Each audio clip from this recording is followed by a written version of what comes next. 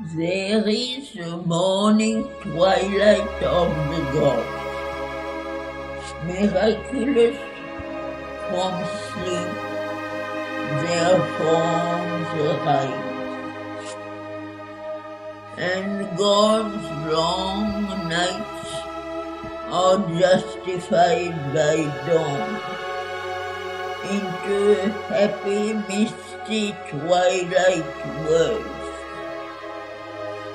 where all ran after light and joy and love. She slipped there for her, raptured, drew more close.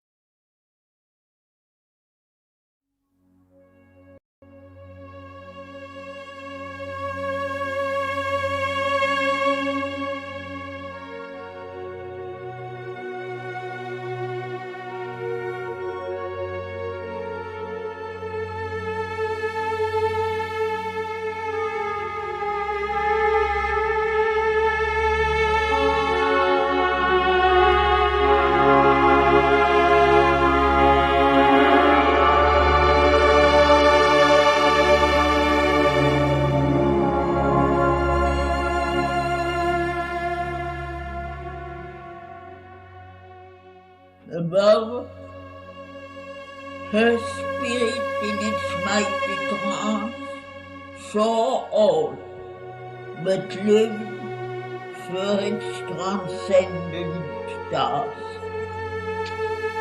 Immutable, like a fixed eternal star.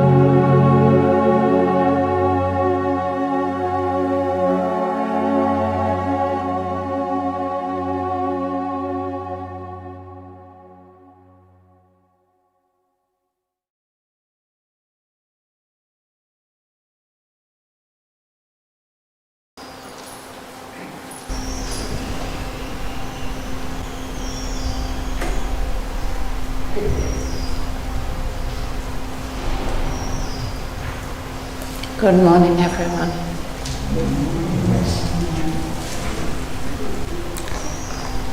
I'm suggesting that we go to page 612, line 200. We have read further than that, but it's good to have Savitri's response to this voice of death.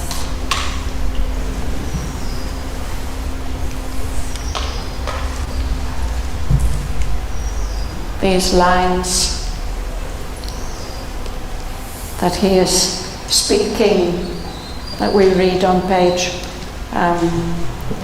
612, enticing Savitri with the delights of the afterlife or of freedom from this life.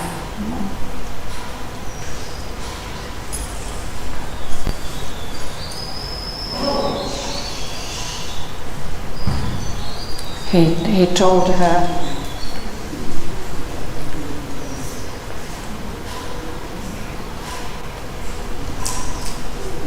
forget, this is line 192, forget thy fruitless spirit's waste of force. Forget the weary circle of thy birth. Forget the joy and the struggle and the pain. The vague spiritual quest which first began when worlds broke forth like clusters of fire flowers, and great burning thoughts voyaged through the sky of mind, and time and its eons crawled across the vasts, and souls emerged into mortality. He invites her to forget all that and be at peace. He tells her, if you forget all that, then thou too shalt know thy heart no anchor swinging, thy cradled soul moored in eternal seas. It's a promise of eternal peace and maybe even bliss.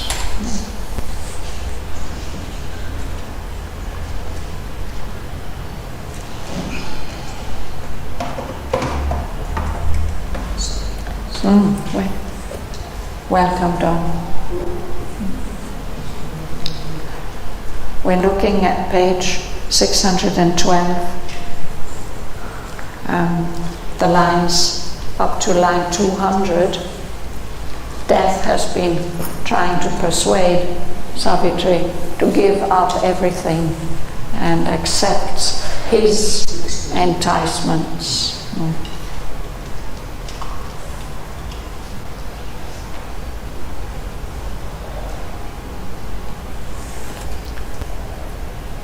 Bhavana, would you begin from line 200? What line was that?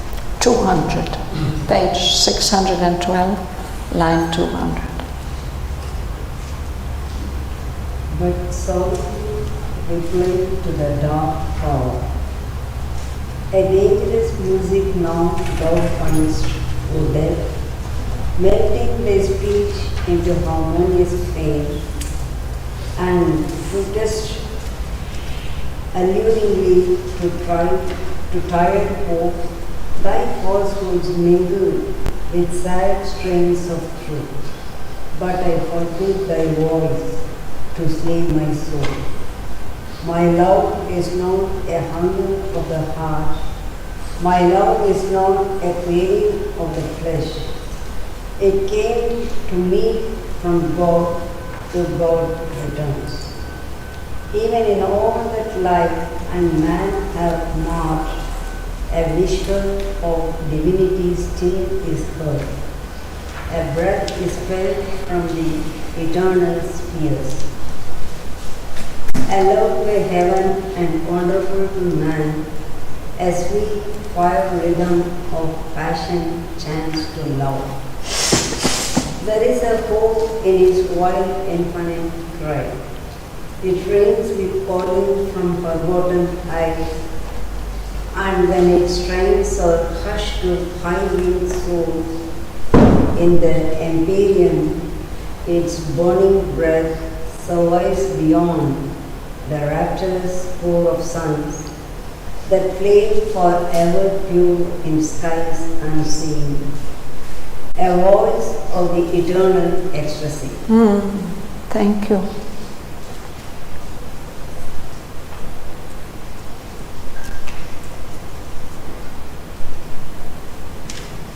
She tells him, these beautiful words that you're speaking to me, they are a dangerous music. They are attractive. They are appealing. But I forbid you to, and you're my soul. I forbid thy voice to slay my soul. You are not going to succeed in that.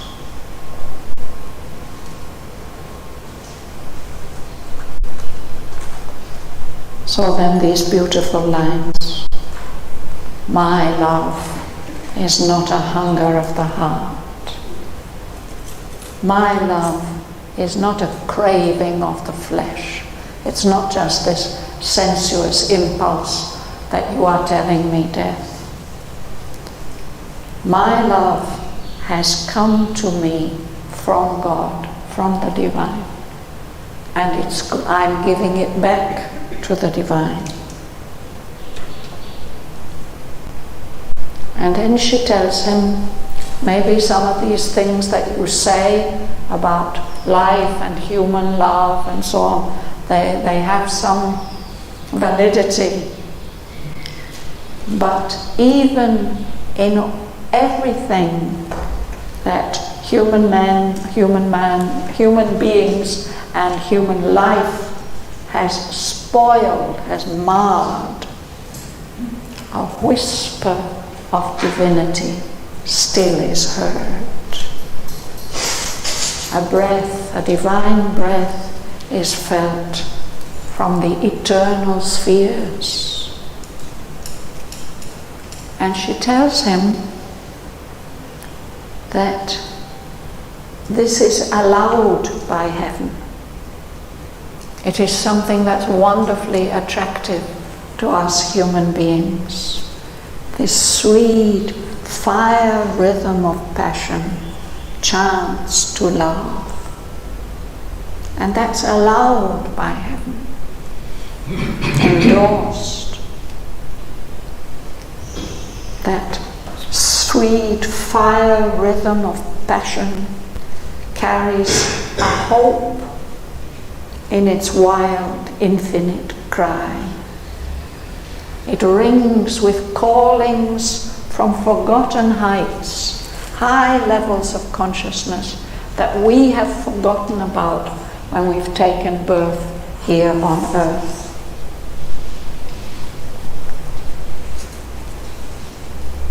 It rings with callings from forgotten heights. It can remind us of those truths that we have left behind when taking a material birth.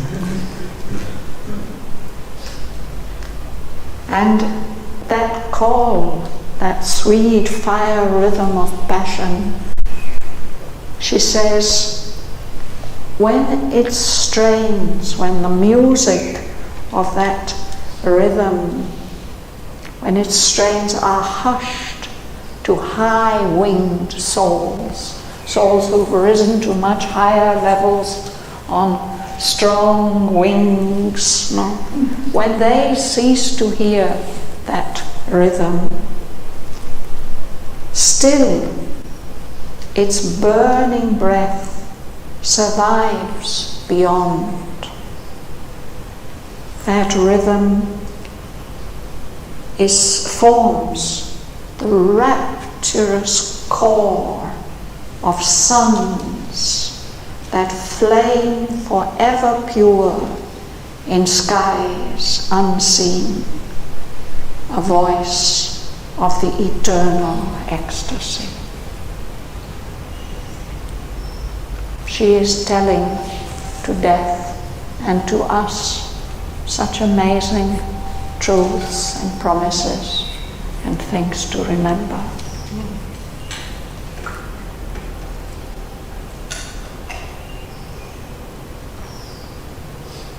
Devin, would you like to read? What exactly means Empyrean? Empyrean, it's the heavens. It's an ancient word for the heavens.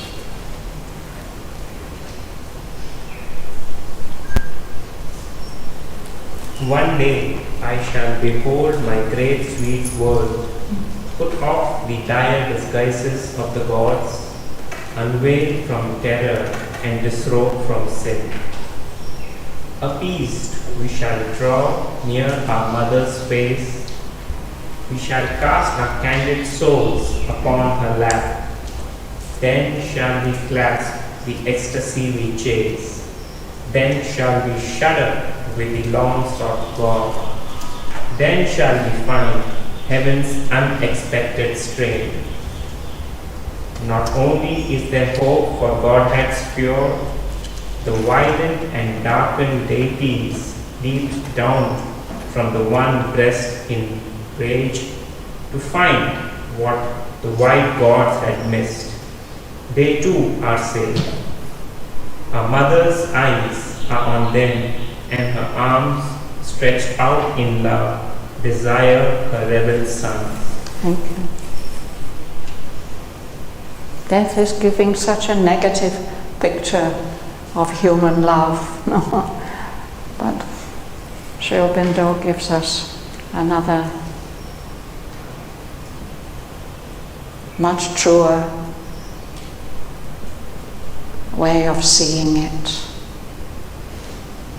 Savitri, it's so touching, no? She says, one day I shall behold my great sweet world. I don't know whether you remember, there's this painting in the Huta series, the first painting that we have of Savitri herself. There she is, holding a golden globe in her hand. And when Huta asked, what is this golden globe? He said, it is the earth. That's the earth, the way that Savitri sees it. So here it is described, when it will put off its disguise.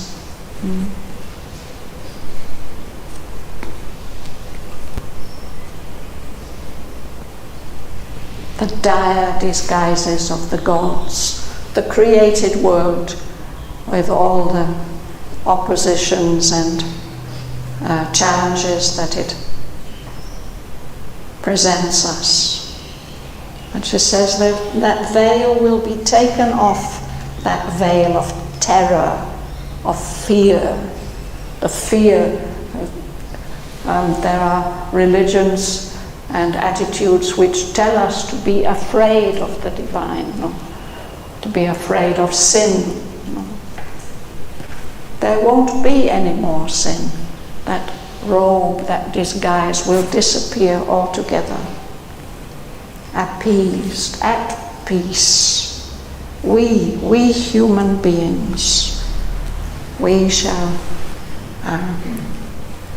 present our souls, our candid, our pure souls, and offer them into the mother's lap. And then we shall embrace the ecstasy, the delight, the bliss that we are always chasing in this world.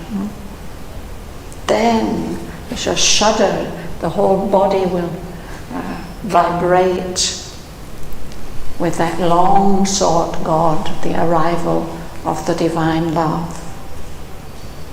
Then we shall find heaven's unexpected strain, things we hadn't expected, new possibilities, new hope. And it's at this point that we are told that not only is there hope for Godhead's pure, of course the pure souls will be safe. But not only them, the violent and darkened deities have leaped down into our world, into this creation. They also are born from the one breast, the mother's one breast. But they've leaped down in rage. They're in a kind of anger and excitement. They want to find what the white gods, the pure gods, have missed.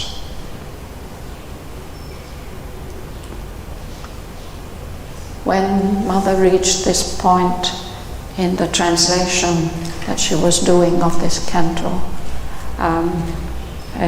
Supreme was around, and he asked her, he said, "What is this? What is this that the white gods have missed?" And she told him, "It's the joy of conversion."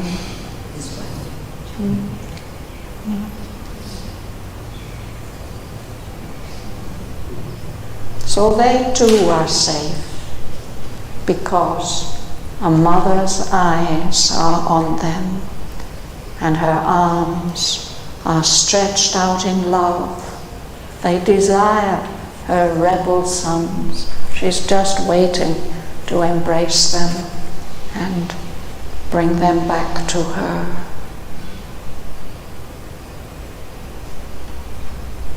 This is the truth that saves.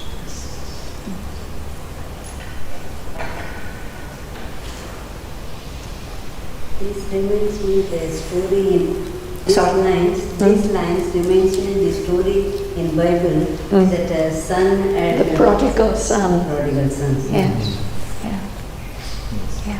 And also that one disrobe from sin. Remember we had the difficulty talking about that atone for the sin. No? So Yes. that's the main thing.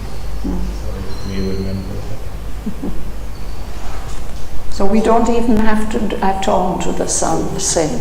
We just have to turn to the mother, Yes. and she will accept us and embrace us. There's no atonement to be done. We immediately become one with her.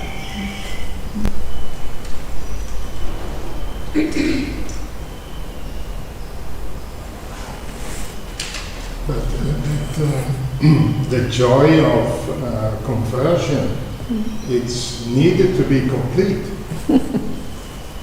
So the dark gods, They have to convert. yes, Yeah. to come back to the light, but is it needed that step? That is what I want, because the white gods did not feel that need somehow to go beyond where they were. These people, they go beyond. So that's why we are No, for the integral. yes, that's why the physical Experience. transformation is important. Huh? The physical transformation. That's why Sri Aurobindo says man is a transitional being, which the supramental being is coming. So we are in the supramental age. That is why it has to happen in matter itself. Matter itself has to awaken.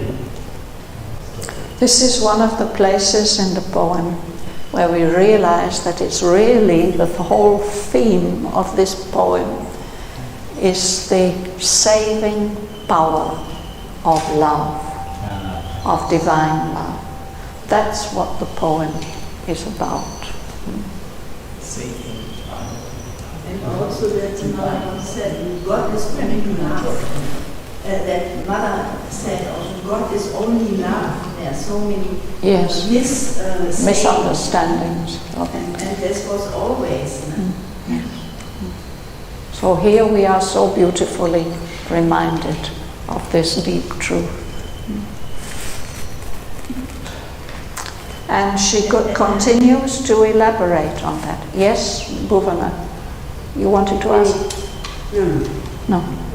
I was saving power of love. Yes. Again, would you like to read the next lines? Starting line 235. You're always making him run around. We're sharing this around the world.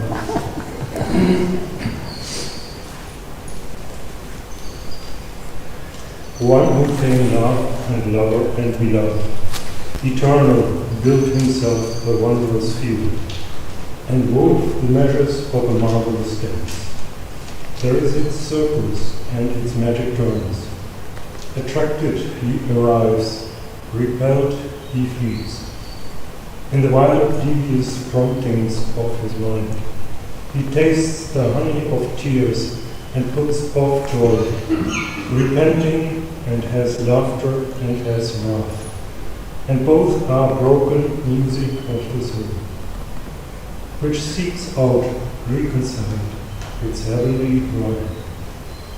Ever he comes to us across the years, bearing a new sweet face that is the oath. His bliss laughs to us, for it calls concealed.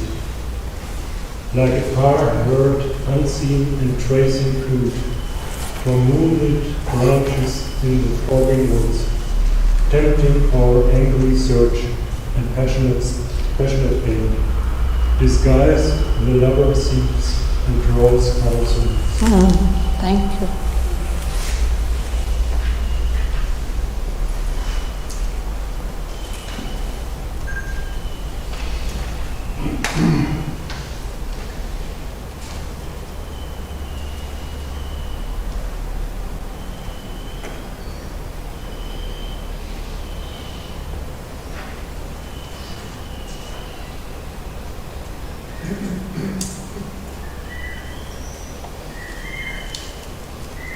A complicated dance, no?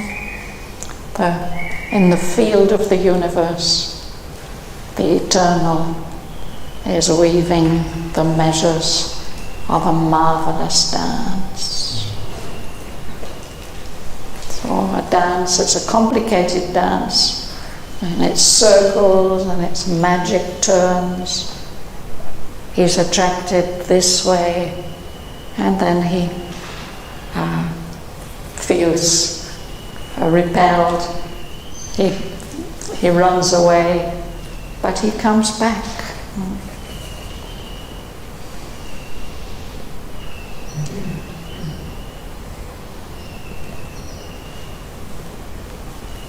You like to read, Swaha? Swadavan, can I ask something there? One line? Yes.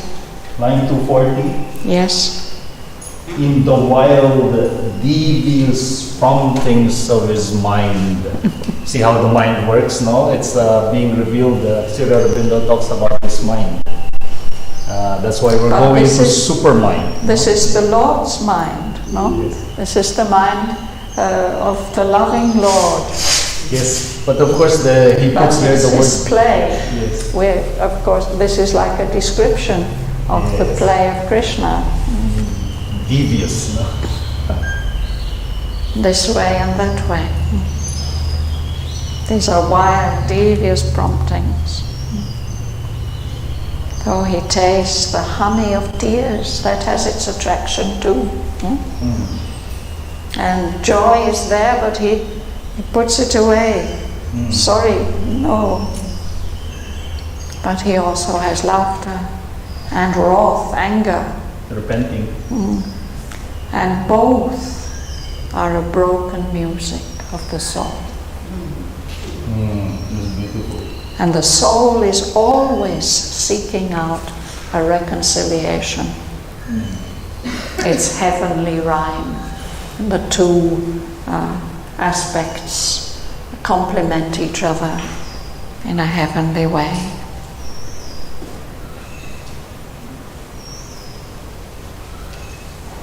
He named himself for me, Guru Satyavan.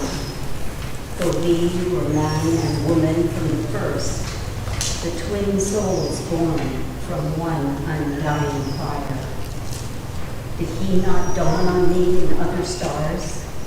How has he, through the thickets of the world, pursued me like a lion in the night, and come upon me suddenly in waves, and seized me with his glorious golden leap?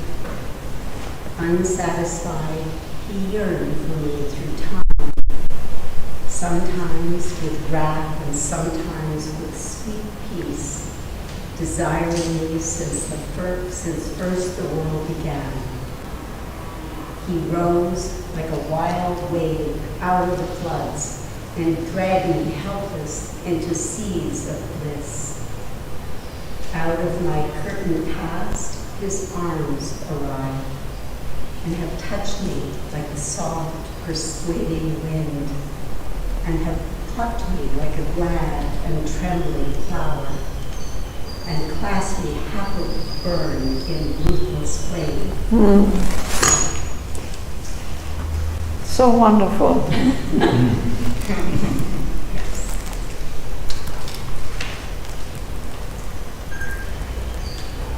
So I think what she's telling us is, or telling Death, don't keep going on at me about human love and its imperfections. That is not what this is about. The love between me and Satyavan is divine love. And this divine love is the love that will save the world.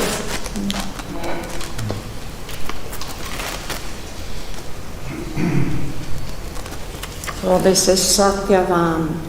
He has named himself the Lord. The Lord of love has named himself Satyavan for me. That's the name I've loved him under.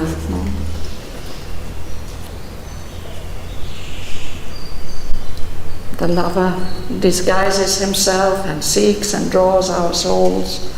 And in this case, for me, he has taken the form of Satyavan.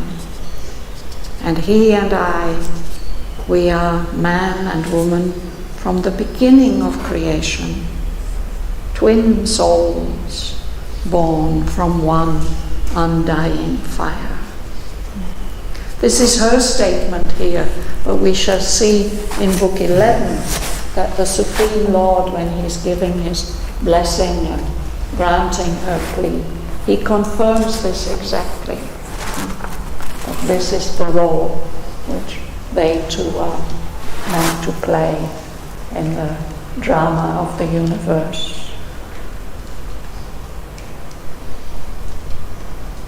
So one in the symbolic meaning as well of who is Satyavan and who is Savitri. The world soul is Satyavan. It's basically us, isn't it? And Savitri as the divine mother. Yes. That's the symbolic.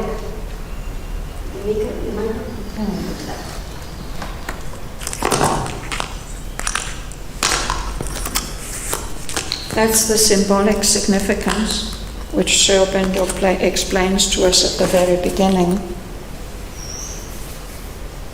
That the Satyavan, the one who represents the truth, is the soul. And what has happened? Here are all we beautiful souls, but we have descended into the grip of ignorance and death. That's what the souls have done for this play. And so they need to be rescued.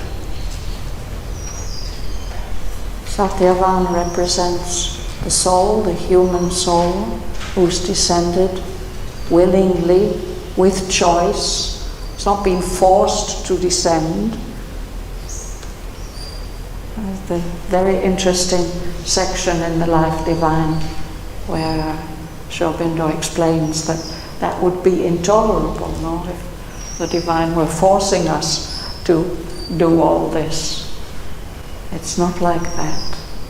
The soul has willingly accepted this adventure of unconsciousness and all that it entails, the adventure of unconsciousness.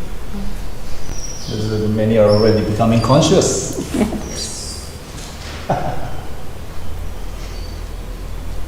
So they are the twin souls born from one undying fire.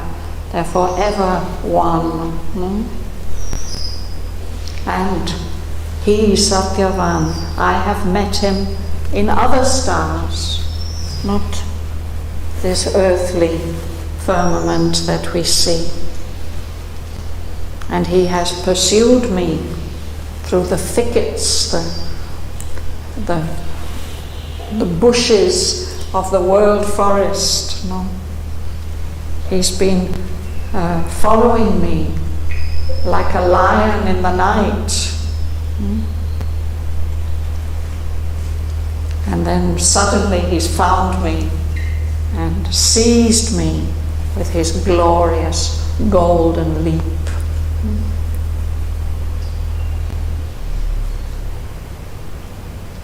This is a wonderful evocation of the nature, perhaps we can say the true nature of love. No?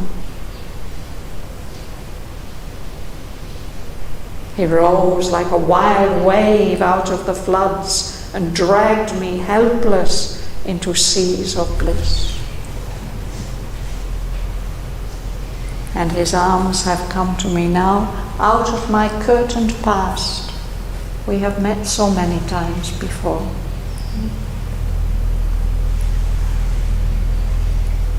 And I too have found him charmed in many lovely forms again and again, and run delighted to his distant voice, and pressed to him past many dreadful bars, made my way to him through all kinds of difficulties.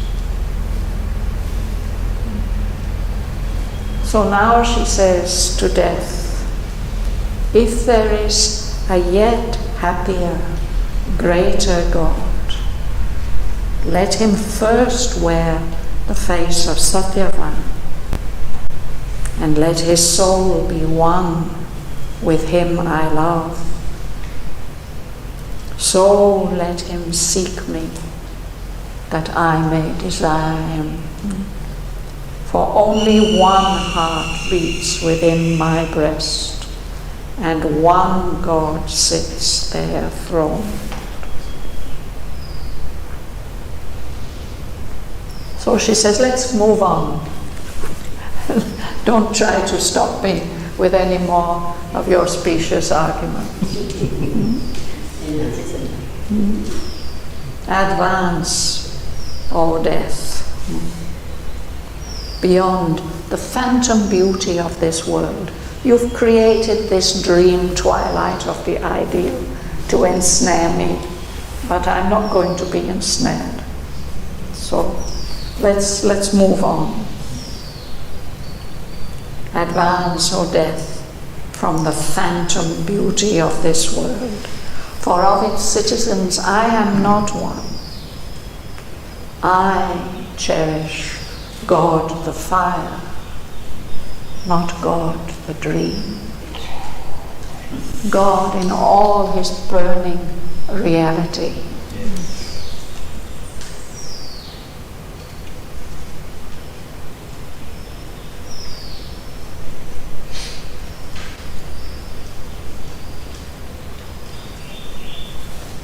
Leela, would you like to read?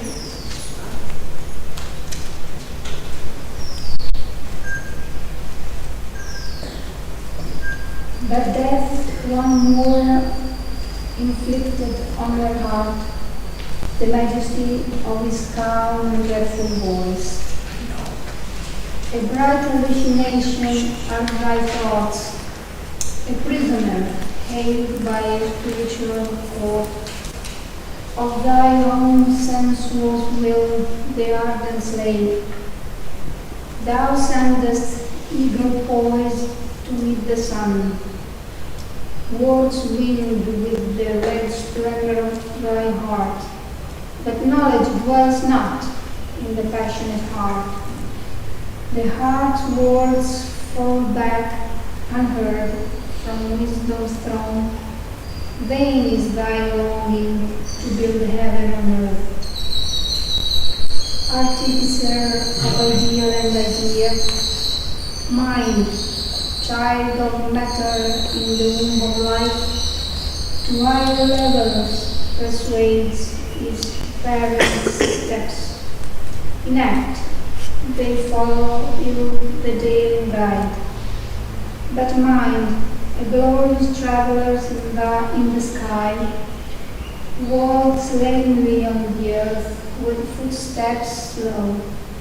Hardly he can mold the life's rebellious stuff. Hardly can he hold the galloping hoofs of sense. His thoughts look straight into the very heavens. They draw their gold from a celestial mind. His acts work painfully, a common all. All thy high dreams were made by matter's mind, to solace its downward work in matter's jail. Its only house where it alone seems true. Thank you. Oh, beautiful lines.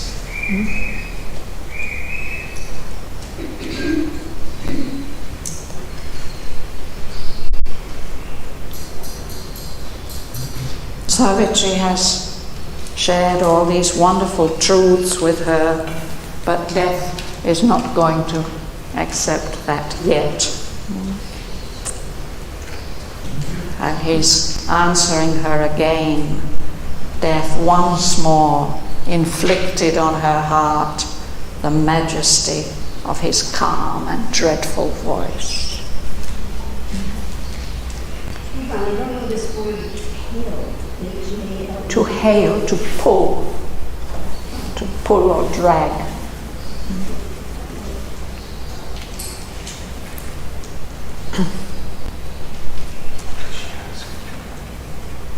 So this is what he says. Who will read it? A bright hallucination. Paula. Oh, Paula. Would you read? Sure. What line are you? Bottom line of page 614. A bright hallucination are thy thoughts. Where is that again, please? Page 614, last line at the bottom. This is death speaking again now. That just Just let it. A bright hallucination. Yes. You don't want to read it again? It's good, You want me to read it? You can. I can read it again. Yeah. Okay. A bright hallucination are thy thoughts. A prisoner haled by a spiritual cord, of thy own sensuous will the ardent slave, thou sendest eagle-poised to meet the sun, words winged with the red splendor of thy heart. But knowledge dwells not in the passionate heart. The heart's words fall back unheard from wisdom's throne. Vain is thy longing to build heaven on earth. We can just pause a moment there, no? That's what he's saying, that you're spinning all these wonderful dreams, this bright hallucination. That's your thoughts. It's your mind that's doing that, no? And you are a prisoner. You're being pulled, dragged along by a spiritual cord or rope. You are the slave, actually, of your own sensuous will, your attachment to sense perceptions. But to justify that, you're sending eagle poised like great strong birds rising to meet the sun, these words, winged with the red splendor of thy heart. That's what's giving the force to your words, no? But knowledge doesn't live in the passionate heart. What you are experiencing and expressing is not true knowledge. The heart's words fall back unheard from wisdom's throne. That's what you should be looking at. Your longing to build heaven on earth is in vain. And it's a mental attempt.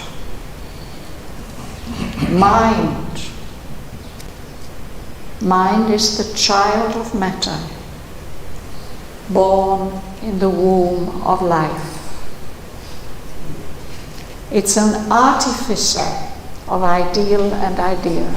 It's making things. An artificer is a craftsman who makes things. But the things that he makes may be very beautiful, but they don't last long, and they are not genuine, they are not real. His mind is a child of matter in the womb of life.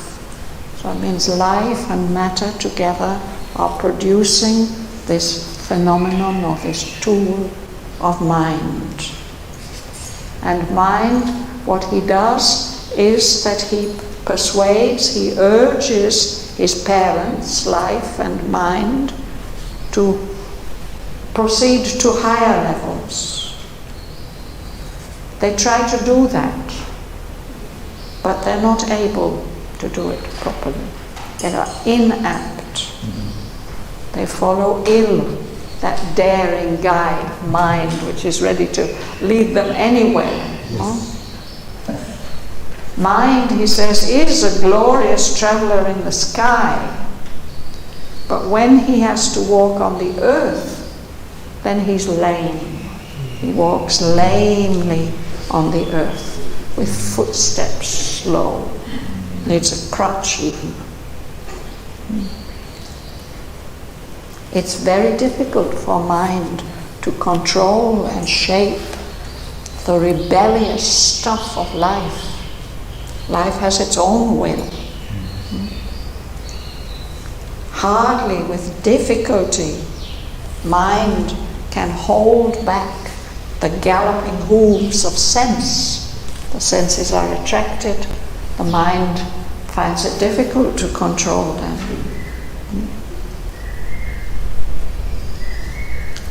Mind's thoughts look straight into the very heavens. They draw their gold from a celestial mine that's up there in the heavens.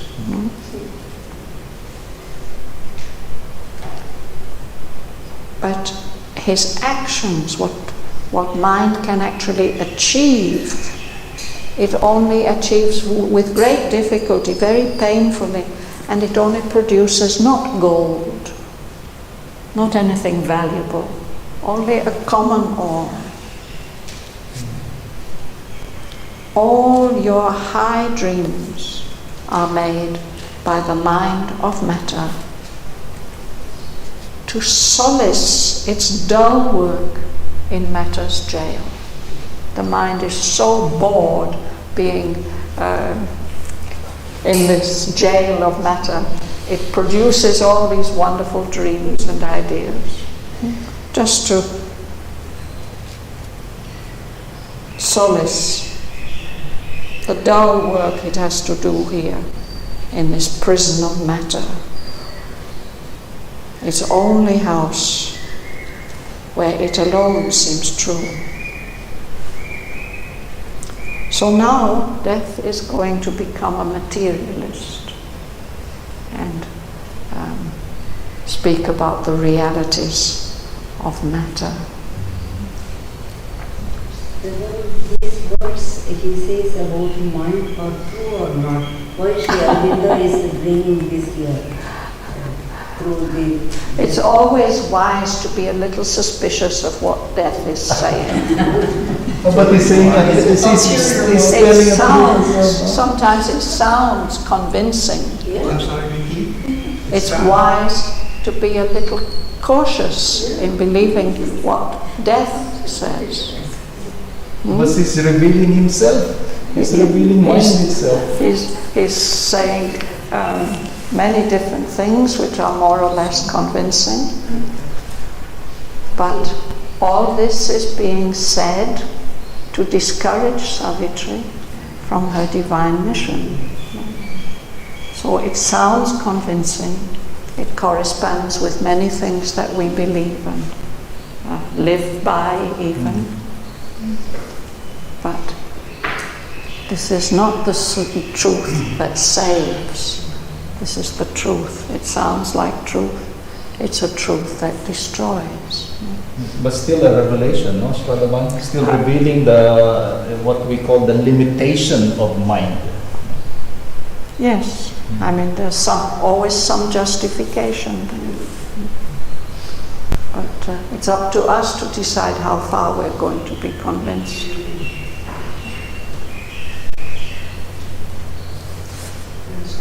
For me, it's also like what Savitri told before, that beyond is the divine, the God, all this which men are doing and which is not perfect, but the divine is, she experienced the divine even in this. And so here is a part, I see what Bess is telling, is a part when you look on the human surface. Yes. And not the beyond. Yes, right. Another thing we can think and keep in mind is that before having reached this point in the poem, Savitri has passed through that whole yoga in Book 7, when she had to discover the inner worlds and how they work and the beings who are there. And she was led to discover the inner truth of herself, her inner workings. And she has had this wonderful experience, this revelation of the Supreme Truth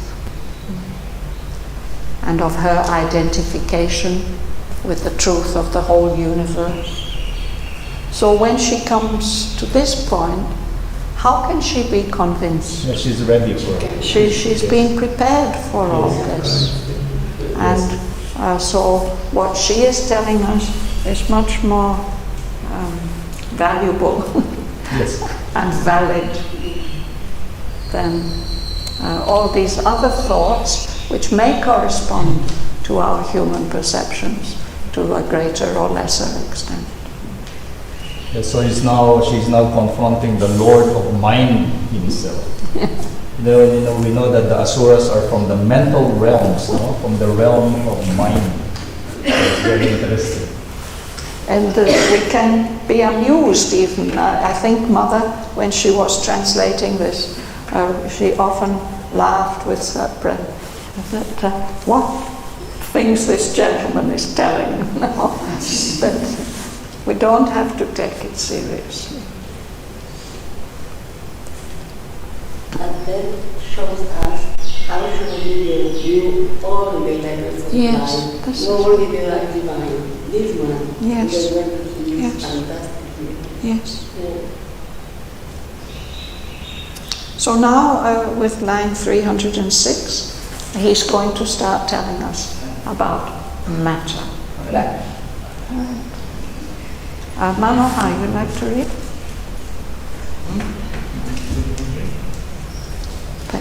Page 615, line 305. The solid image of reality carved out of being to prop the works of time. Matter on the fell earth sits strong and sure. It is the firstborn of created things. It stands the last when mind and life are slain. And if it ended, all would cease to be. All else is only its outcome or its phase. Thy soul is a brief flower by the gardener mind, created in thy matter's staring plot. It perishes with the plant on which it grows, for from heart sap it draws its enemy in. Thy thoughts are gleams that pass on matter's verge. Thy life is lapsing wave on matter's sea. Careful steward of truth's limited means, treasuring well-founded facts from the squandering power. It tethers mind to the tent posts of sense, where lead and grey routine plants life's caprice and ties all creatures with the cords of law. A vessel of transmuting alchemies, a glue that sticks together mind and life. If matter fails, all crumbling cracks and falls. All upon matter stands as on a rock. Yes, thank you.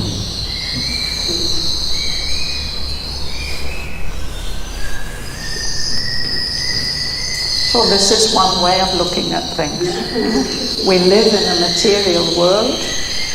Everything here depends on matter. Matter is what, or the experience of matter is what connects our internal senses with the outside world.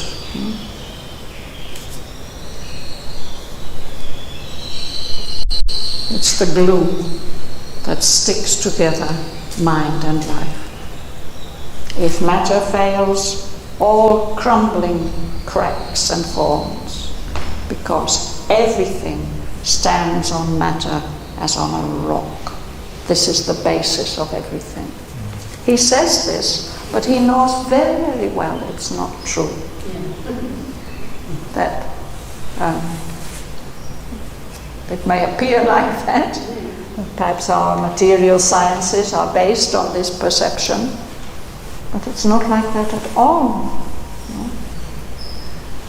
And he himself goes on to prove that. He argues one way, and then he argues the other way. Tuan, perhaps you'd like to read on.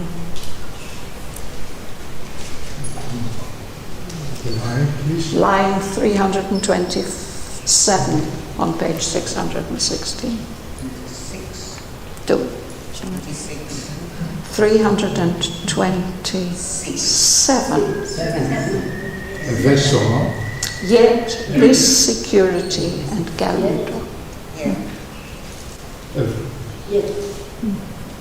A vessel of transmuting alchemies. You can go. Yet. 327. All upon matter. All upon matter stands as on a rock. We read that. So now please read the next line. Yet this security and guarantor rest for credentials in impostor proofs. The cheat of substance where no substance is. An appearance and a symbol and a norm. Its forms have no original right to birth. Its aspects of a fixed stability is the cover of a captive motion swirl. An order of the steps of energy stands, whose footmarks leave forever the same signs.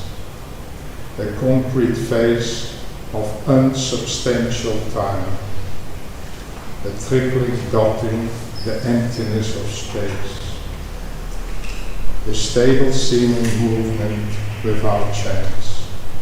Yet chance arrives and the last chance is dead. What seemed most real once is nihil's show. Its figures are snares that trap and prison the saints. The beginningless void was its artificer. Nothing is there but aspects linked by chance and seen in shapes of seeming energy. All by death's mercy breath, reap and live a while. all think and act by the inconscious grace. Thank you.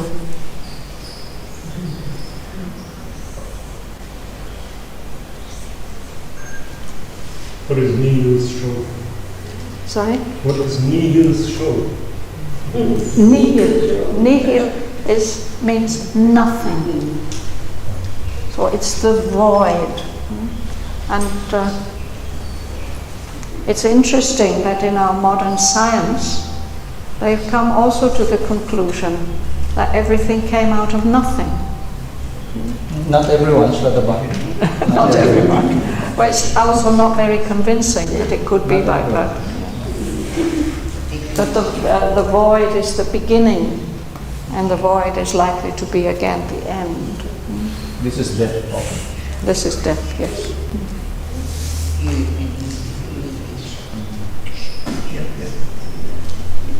He gives a very good truth, Shraddha, but then he stops that matter is the source itself. He doesn't know it.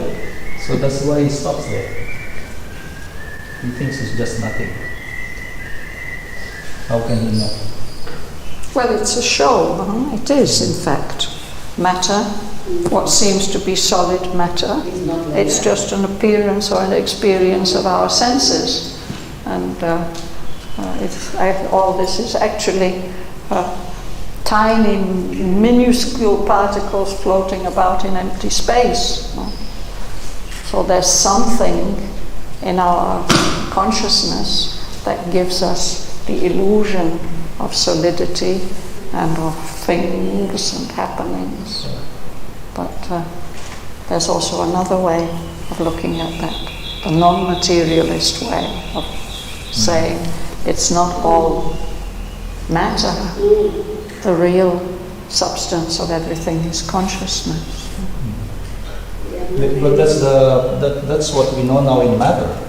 Matter is both a wave of possibilities and the particles coming out of it. This is what we call matter. It's not just this, not just this. It's both of them. So yes, it has to be corrected. This is our knowledge now of matter.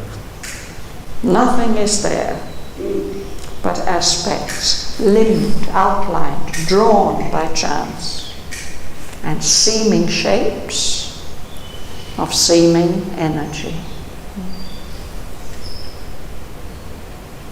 And all this, he says, by death's mercy, breathe and live a while.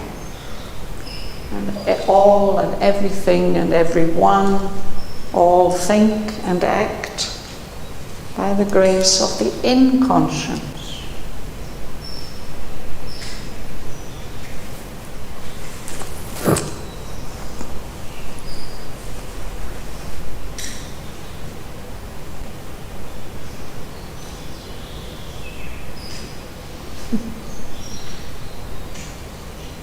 Marie-Ange, would you like to read?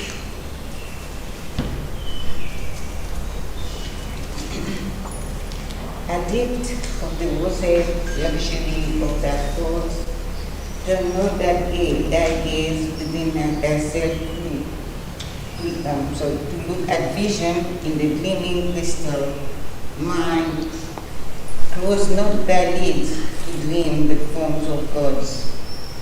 At last, to open thy eyes constantly and see the stuff of which thou in the world thou made. Inconscient in the doom, inconscient void, inexplicably the moving word sprung forth. While secure, happily insensible, it would not rest content with its own truth. For something on its nation's breast was born, condemned to see and know, to feel and love. It watched its acts, imagining a soul within. It hoped, foretold, and dreamed of self and God. When all unconscious was, then all was well. I, death, was king and kept my liberal state, designing my unwearied, unerring plan, creating with a calm and sentient heart. in my sovereign power of reality, obliging nothingness to take a form, infallibly my blind, unthinking force, making by chance a fixity like fates, by weighing the formulas of necessity, founded on the hollow ground of the inane, the sure desirability of nature's king. I curb the vacant ether of into space. A huge expanding and contracting breath above the fires of the universe has swept out the supreme original spark and spread its sparse, rankle armies to the inane, manufactured the stars from the occult radiance, marshaled the platoons from the invisible dance. I formed earth beauty out of atom and gas, and build from plasm the living man. Thank you.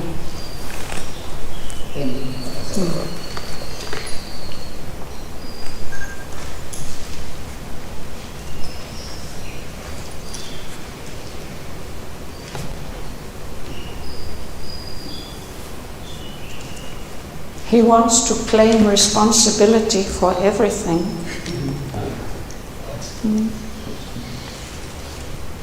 But only when all unconscious is.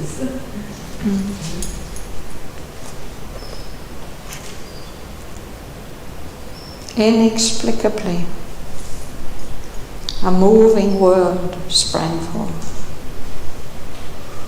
For a while, it was secure, happily insensible, no sense of feeling, no consciousness.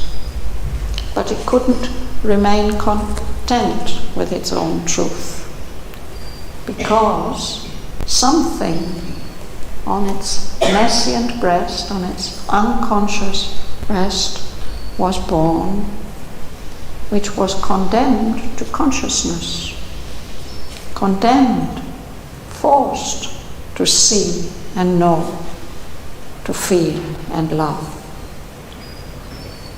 It watched its acts, self-awareness, imagined a soul within. It groped in the dark, trying to find truth, dreamed of self and God.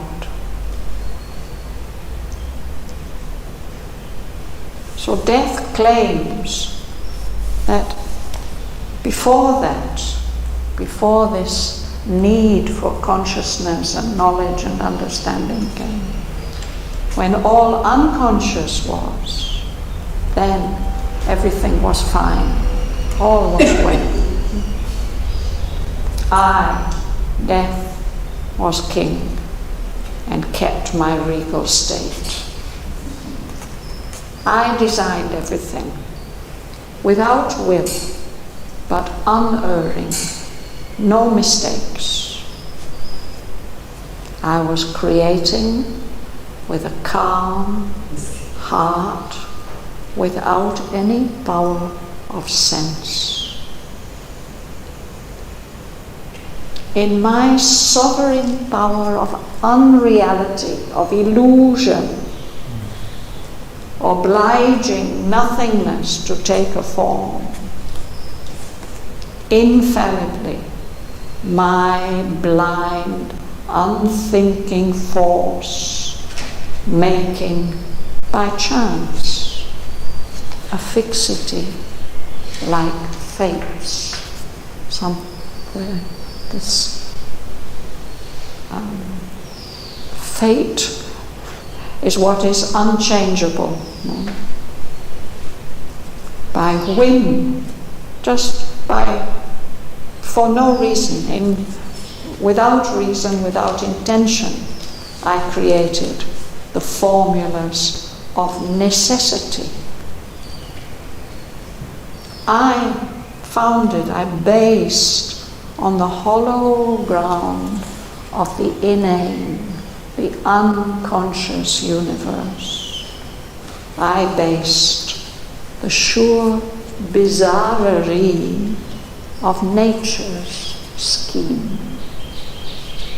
Something that's bizarre is weird and inexpressible and ununderstandable. How has nature come to be like this? I did it. I curved the vacant ether into space, that emptiness. I shaped it into a huge curve, a huge expanding and contracting breath, expanding and contracting like the movement of breath. That huge expanding and contracting breath harbored, gave a home to the fires, all the fires of the universe, all the different energies.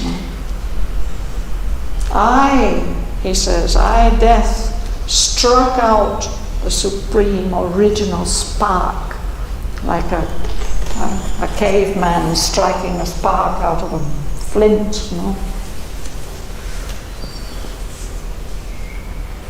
I struck out the supreme original spark and spread its sparse ranked armies through the inane.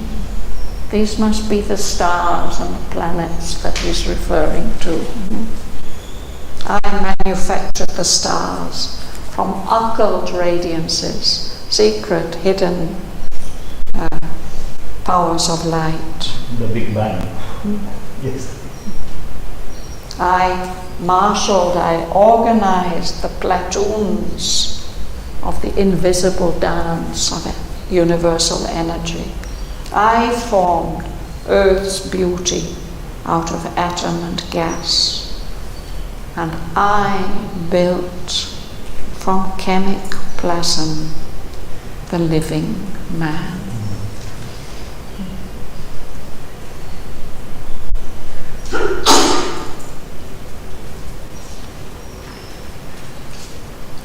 Then thought came in and spoilt the harmonious world.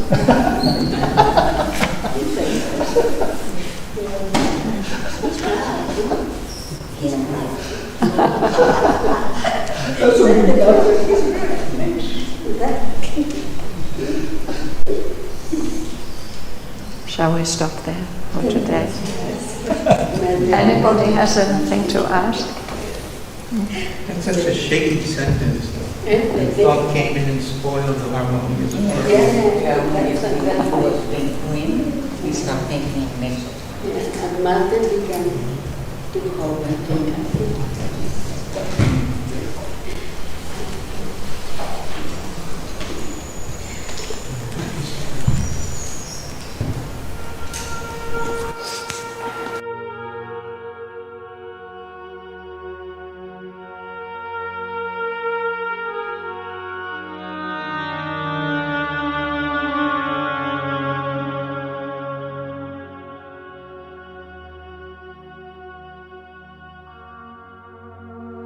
Then peals a calm, inexorable voice. This is the world from which the yearnings came.